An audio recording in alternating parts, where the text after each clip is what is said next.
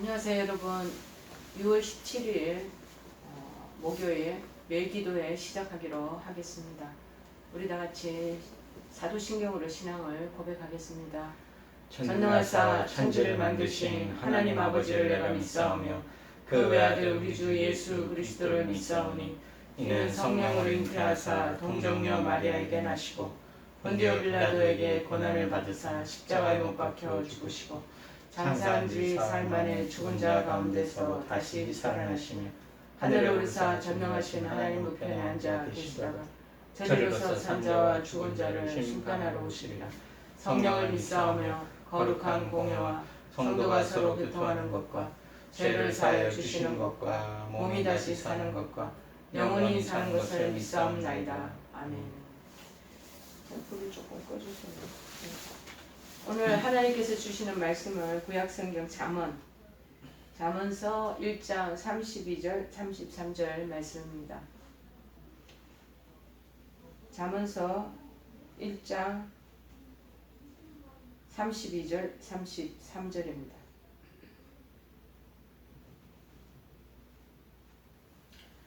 제가 가지고 있는 성경책은 912쪽입니다. 다 찾으신 줄 알고 잠언 1장 32, 33절 제가 봉독해 올리겠습니다. 어리석은 자의 태도는 자기를 죽이며 미르는 자의 안일은 자기를 멸망시키려니와 오직 내 말을 듣는 자는 평안히 살며 재앙의 두려움이 없이 안전하리라. 아멘. 평안히 살 수 있는 길, 평안히 살 수 있는 길이라는 말씀입니다.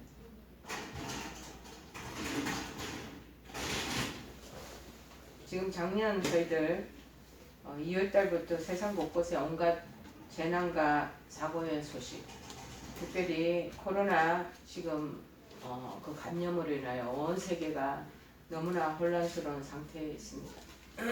그래서 전 세계 코로나19 이 확진자 수가 수십만 명이 뭡니까? 수백만 명이 넘어섰고 사망자 수도 엄청나게 증가돼가지고 작년 이맘때는 진짜 걷잡을 수 없을 정도로 아주 심각한 상태에 있었던 것이 기억납니다. 그 중에서도 두드러진 것은 이탈리아의 그 감염자 수가 급격히 증가되어서 그 사망자 수가 많아져가지고 그들 시신을 모실 곳이 없어서 성당에 교회 안에 그 시신을 잠시 거기에 모셔놓고 화장터나 뭐 이런 여러 가지 묘지를 마련할 길이 없어서 우왕좌왕했던 그 내용들을 신문과 뉴스로 본 적이 있습니다. 참 심각한 경우가 발생했는데요. 지금은 이제 백신 문제로 백신을 맞아야 된다, 아니다, 그 부분에 대한 부작용이 있다 없다 뭐 이런 사항들이 있지만 백신 접종 수가 지금 갑자기 또 늘어나면서 앞으로 아까 저희들 부목사님하고도 잠깐 얘기를 했는데 이 백신도 한 1년 유효 기간밖에 되지 않아서 우리가 독감 가을철에 맞는 것처럼 그렇게 이 감염 바이러스에 대한 것도 1년에 한 번씩 맞아야 되는 그런 상황이 저희들에게 다가온 것 같습니다. 지금 마침 6월 하반기까지 60대, 70대까지는 또 다 맞아야 된다고 그러고 그런 상황이 있는데 참 예기치 않은 그런 아픔과 고통과 또 경제적인 어려움과 그리고 취업하기 어려운 그런 젊은 사람들의 그런 시절을 지금 맞이하고 있습니다. 그렇게 특별히 이런 감염, 바이러스 병이 나돌다 보면 인심이 흉흉해지고 사람들의 불안과 염려와 그리고 앞으로에 대한 그런 두려움이 굉장히 엄습해오는 그러한 시기 1년여 과정이 있었는데 누구나 안심하며 살기를 다 원하죠. 그래서 평안히 또 살기를 원합니다. 그런데 이럴 때일수록 마음과 삶의 평안을 잘 누리고 그것을 잘 보존한다는 것은 쉽지만은 않은 것 같습니다. 자, 그런데 오늘 본문에 이 잠언을 쓴 지혜자는 안심하고 우리가 평화롭게 살 수 있는 삶에 관해서 말하면서 두 종류의 사람이 있다는 것을 언급하고 있습니다. 첫 번째가 32절에 보면 어리석은 자 그리고 미련한 자가 있다라고 말하고 있습니다. 미련한 자는 어리석은 자는 자기를 죽이고 미련한 자는 자기를 멸망시킨다 라고 말하는데, 특별히 미련한 자가 자기를 멸망시키고 퇴보하게 하는 것은 어리석은 자다라는데, 이 퇴보한다라는 말의 의미가 하나님께 등을 돌리고 사는 것을 의미하는 것이라고 성경에는 언급합니다. 안일하게 사는 것은 교만하고 신앙적인 길을 걸어가는 걸 태만하게 그런 사는 것을 말하고 있다는 거죠. 우리가 생각하기에는 어리석은 자의 퇴보, 그 퇴보라는 것이 바로 하나님 등 돌리고 사는 것이 또 퇴보가 될 수 있구나라는 것을 느끼게 되죠. 이렇게 하나님께 등을 돌리고 교만하게 안일한 그런 삶을 사는 것은 인생의 그 결과가 죽음과 멸망이라는 것을 여기서 암시하고 있습니다. 여러분, 반면에 지혜로운 자에게는 어떻게 하겠느냐? 평안과 안전함이 있다고 말하고 있습니다. 이 평안과 안전함은 어디에서 오는 것일까요? 잠언은 뭐라고 얘기하느냐면 오늘 본문에서 오직 내 말을 듣는 사람이라고 가르쳐 주고 있습니다. 오직 하나님 말씀을 듣고 그 말씀을 잘 준행하는 사람에게는 평안과 안전이 있다라고 언급하고 있는 거죠. 이 말을 듣다, 아니 말씀을 듣다 히브리 원전은 뭐라고 그러냐면은 말씀대로 행한다는 뜻도 함축되어서 같이 담겨져 있다고 얘기하고 있습니다. 말을 듣는 것에만 그치는 것이 아니고 말을 듣고 그 말씀대로 행하며 살아가는 사람들, 이 말 다 포함되는 것이죠. 우리말에서 아버지가 아들에게 이렇게 우리가 내 말 좀 들어라, 또 어머니가 자식들에게 애미 좀 말 좀 듣거라 그렇게 말하잖아요. 그것은 귀로만 들으라는 뜻이 아니겠죠. 귀로만 듣는 것이 아니라 말씀에 순종하거라 라는 것과 똑같은 맥락에서 우리가 인식하면 좋겠습니다. 유명한 스펄전 신내계 교단의 설교의 황태자라고 할 수 있는 스펄전 목사님이 계십니다. 이 스펄전 목사님이 소개한 일화가 있습니다. 어떤 나이 많은 그리스도인이 있었다라는 것이죠. 거기에는 그런데 아직 구원의 확신이 없었는 것 같습니다. 어느 날 그가 결핵으로 죽어가는 젊은 여인을 방문할 기회가 있었다고 합니다. 그런데 그 자리에서 깜짝 놀란 경험을 하게 되었다라는 것이죠. 죽음을 앞둔 그 여인이 분명히 어둡고 그 다음에 얼굴이 완전히 찡그러져 있고 죽음에 초췌되어서 불안과 공포의 분위기에 그 표정이어야 되는데 생각보다 마음에 평안이 있고 무엇보다도 얼굴에 평안이 가득 차 있었던 것을 이분이 목격하게 됩니다. 그래서 어떻게 이런 상황에서도 당신 이렇게 평안할 수 있습니까? 라고 물어봤대요. 그런데 그녀가 대답하기를 내게는 걱정이 없습니다. 그리스도께서 내 죄를 다 씻어주셨으며 날마다 씻어주심을 믿기 때문입니다. 나의 삶은 주님의 손 안에 있음을 믿습니다. 하나님의 말씀이 내게 이 비밀을 가르쳐 주었답니다. 그러면서 그녀는 정말 하나님의 말씀을 듣고 읽고 믿어서 자신에게 적용함으로 참 평안을 얻게 되었다고 고백한 내용을 일화가 적혀 있습니다. 여러분, 어저께 저희들이 성경의 말씀에 대해서, 성경 말씀은 개인적인 감정이나 자기의 어떤 목적이나 성취를 위해서 말씀을 해석하면 안 된다고 얘기를 하잖아요. 특별히 말씀을 우리가 사서로의 개인적인 감정이나 주관에 의해서 풀 것이 아니라 성령의 조명을 받아서 성령님께서 비춰주신 빛에 따라서 말씀을 읽고 그 말씀을 읽는 것에만 그치는 것이 아니라 그 말씀대로 그 다음에 잘 적용하고 그 다음에 그 말씀을 깨닫고 난 뒤에는 그 말씀대로 살아보는 거예요. 살아보는 것. 그것이 자꾸 누적돼 가지고 그것이 비축이 되면 그것이 나에게 큰 유익을 주고 오늘같이 임종을 앞둔 이 환자에게 평안을 가져다 주고 영생에 대한 소망이 그 소망에 대한 확신이 아주 분명하기 때문에 죽는 거에 대해서도 두려움을 안 갖는 것입니다. 여러분, 여호와께서 우리에게 참 평안을 주신 것, 이 상황을 우리가 생각을 해보면은 시편 29편 11절에는 이렇게 말씀하고 있습니다. 여호와께서 자기 백성에게 힘을 주시며 여호와께서 자기 백성에게 평강의 복을 주시리로다. 그렇게 얘기하고 있습니다. 두려움 없는 참된 평안과 그 안전은 오직 하나님께로부터 위로부터 내려오는 것이라는 것 우리가 알아야 되겠습니다. 예수님께서도 십자가에 돌아가시고 난 이후에 3일 만에 부활하시기 위해 되지 않습니까? 부활하신 이후에 하신 말씀이 뭡니까? 너에게 평안이 있을지어다 라고 언급하셨습니다. 즉 마음의 평안, 요한복음 14장 27절에도 언급됐지만 평안을 너희에게 끼치노니 곧 나의 평안을 너희에게 주노라. 내가 너희에게 주는 것은 세상이 주는 것과 같지 아니하니 너희는 마음에 근심하지도 말고 두려워하지도 말라. 이것을 너희에게 이르는 것은 너희로 내 안에서 평안을 누리게 하려 함이라. 세상에서는 너희가 환난을 당하나 담대하라. 내가 세상을 이겼노라. 이렇게 제자들에게 마음에 근심하지도 말고 두려워하지 말라고 말씀하셨습니다. 우리도 예수님의 제자가 아니겠습니까? 코로나 위기로 경제가 어렵고 여러 가지 그런 앞으로의 살아갈 일이 막막하고 불투명할 때라도 주님께서 마음에 근심하지 말고 두려워하지 말라고 하시는 거예요. 왜?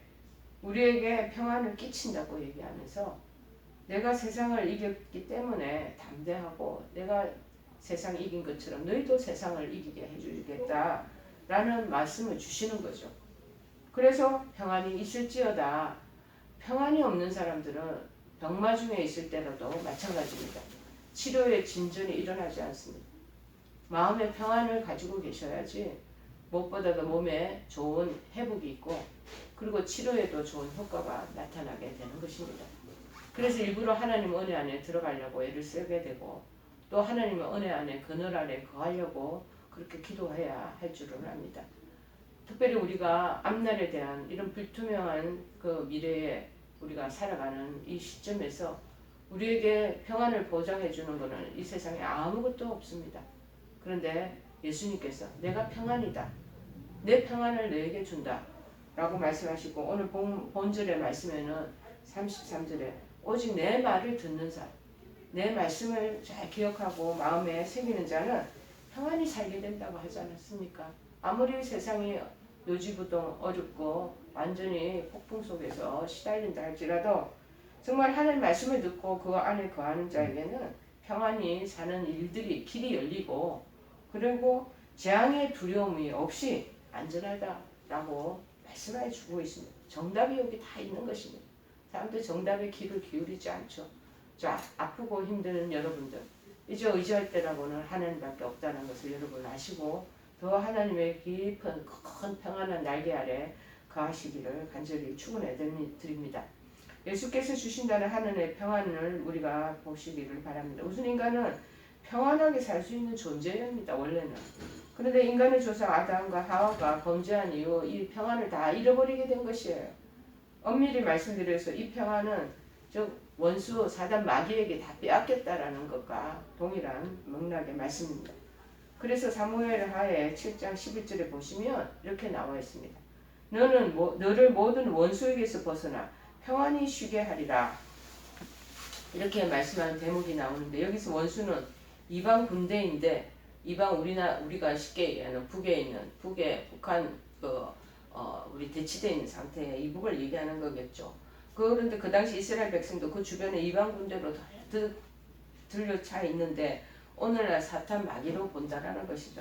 너를 모든 원수에게서 벗어나 평안히 쉬게 하리라. 아무튼 평안하지 못할 때 우리는 실수를 하게 되고 평안을 잃어버리게 되면 불안한 삶을 살게 되고 평안을 잃어버리면 치료의 진전도 더뎌지고 잘 일어나지도 않고 그렇다는 것만 여러분 아시길 바랍니다. 그러므로 오늘 말씀도 잘 들으시고 잃었든지 혹은 몰랐든지 다시 이 주님의 평안을 찾으시고 받으시기를 바랍니다. 시편 72편 12절에 보시면 이렇게 나옵니다. 볼지어다 이들은 악인들이라도 항상 평안하고 재물은 더욱 불어나도다. 악인들이 항상 평안하고 악인들이 그 가지고 있는 소유와 재물이 자꾸 증가되고 불어난다는 것입니다. 소위 오늘날 돈 맛을 아는 사람들은 마음속 깊은 곳에 가짜 평안함이 자리 잡고 있습니다. 많이 집을 아파트를 두 채를 사고 그것이 가격이 폭등을 해가지고 내한테 순이익이 얼마가 몇억이 몇십억이 떨어진다 한들 그 평안은 진짜 평안이 아니라는 거죠. 그들의 마음속에는요 여전히 주님을 등 돌리고 있는 사람들이 많고 주님을 섬기려는 마음은 눈꼽만치 없는 사람들입니다. 오히려 세상적인 더욱 악의 눈동이 속으로 점점 빠져들어가게 되는 것입니다. 더군다나 재물이 불어나니 나름대로 더 쌓이는 그 세상 평안을 맛보게 되니 완전히 마약을 맞은 자처럼 점점 더 풍요 속에 빠져들고 매료되지 않겠습니까? 정말 이런 사람들은 엄청난 착각 속에 살고 있지만 전혀 자기 자신을 모르고 산다라는 사실입니다. 누가복음 12장 19절에 보면 이렇게 말합니다. 또 내가 내 영혼에게 이르되 영혼아 여러 해 쓸 물건을 많이 쌓아두었으니 평안히 쉬고 먹고 마시고 즐거워하자 하리라. 부자가 재물이 많아 너무 좋아하면서 노래를 부르게 되잖아요. 그런데 그날 밤 하나님께서 그 영혼을 불러버리십니다. 누가복음 12장 20절에 이렇게 말합니다. 하나님은 이르시되 이 어리석은 자여 오늘 밤에 내 영혼을 도로 찾으리니 그러면 내 준비한 것이 누구의 것이 되겠느냐 하셨으니 자기를 위하여 재물을 쌓아두고 하나님께 대하여 보유하지 못한 자와 이와 같으니라. 아주 성경 말씀에서 아주 당당하게 이 부분을 언급하고 있습니다. 또 이런 사람들이 있죠. 인터넷에 어떤 사람이 질문을 올렸습니다. 예수님께서 주시는 평안은 세상이 주는 평안과 어떻게 다릅니까? 하고 묻는 질문이 있을 수 있습니다. 여러분, 세상 평안은 물리적인 그 평안은 곧 죄와 똑같습니다. 아주 짧게 즐기게 하고 또 그리고 그러나 영원히 고통을 받는다는 의미입니다. 오늘날 우리의 신앙은 저 옛날 신앙의 선조들보다 더 몇 배로 신앙적으로 영적으로 깨어 있어야지만이 하늘의 평안을 받는다는 것을 우리가 깨달으시고 또 깨어서 기도하고 말씀 안에 거하고 말씀을 자꾸 들어야 하는 것입니다. 오히려 지금 옛날보다 세상 평안이라는 것이 더욱 복잡 미묘하게 혹은 집요하게 저 하와를 유혹했던 뱀의 미혹처럼 그렇게 접근하고 있는 것을 우리가 잘 명심해야 합니다. 옛날보다 모든 보는 것들이 만나는 사람들이 만나는 일거리들이 거의 다 한마디로 세상 평안에 마치 유혹하는 것 같은 그런 손짓이라는 것입니다. 모든 일의 요점은 뭡니까? 마음의 평안이라고 전하고 있습니다. 세상 평안은 자신도 모르게 사탄 영향을 받아서 결국 주님의 평안을 누리지 못하고 받지도 못하게 되고 치명적인 일을 만났을 때 쉽게 좌절하거나 결국에는 멸망의 길로 이르게 됩니다. 그러면 어떻게 해야 오늘 본문에 예수님께서 말씀하신 하늘에서 내려오는 평안을 받을 수가 있겠습니까? 오늘 본문 두 줄 말씀을 중심으로 평안을 받는 비결은 뭐냐? 첫 번째, 믿음으로 받아야 하는 것입니다. 요한복음 14장 27절 앞부분에 얘기하시지 않습니까? 평안을 너희에게 끼치노니 곧 나의 평안을 너희에게 주노라. 돈 받고 주시는 거 아닙니다. 그냥 무료로 받을 자세가, 은혜를 받을 자세가 있는 사람은 모두 다 그저 다 주시겠다는 거예요. 이렇게 수월하고 이렇게 정말 놀라운 그 은혜로운 것이 어디 있겠습니까? 그저 우리는 받기만 하면 되는 거예요. 그러니까 이 말씀을 듣고 그 말씀 속에 믿음을 더욱 잘 간직해야 될 줄을 압니다. 우리 인생이 안전하고 우리 마음이 평안하려면 하나님 주시는 이 말씀을 그저 믿음의 마음으로 받아들이고 나가는 저와 여러분 되기를 간절히 축원해 드립니다. 우리 찬송가 408장 찬송하시겠습니다. 어느 곳에 있든지 늘 마음이 편하다. 주 예수 주신 평안아 늘 하도다. 나의 마음속이 늘 평안해. 나의 마음속이 늘 평안해. 악한 죄 파도가 많으나 마음이 늘 평안해.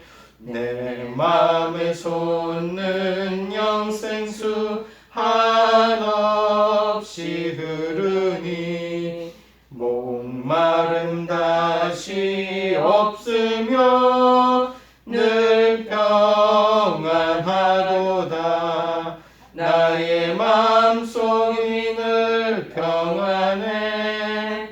나의 마음속이 늘 평안해.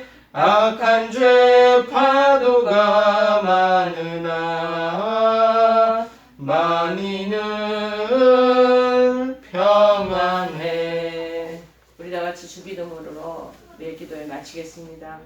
하늘에 계신 우리 아버지여, 이름이 거룩히 여김을 받으시오며 나라의 마옵시며 뜻이 하늘에서 이룬 것 같이 땅에서도 이루어지이다. 오늘날 우리에게 일용할 양식을 주옵시고 우리가 우리에게 죄 지은 자를 사하여 준 것 같이 우리의 죄를 사하여 주옵시고 우리를 시험에 들게 하지 마옵시고 다만 악에서 구하옵소서. 대개 나라와 권세와 영광이 아버지께 영원히 있사옵나이다. 아멘.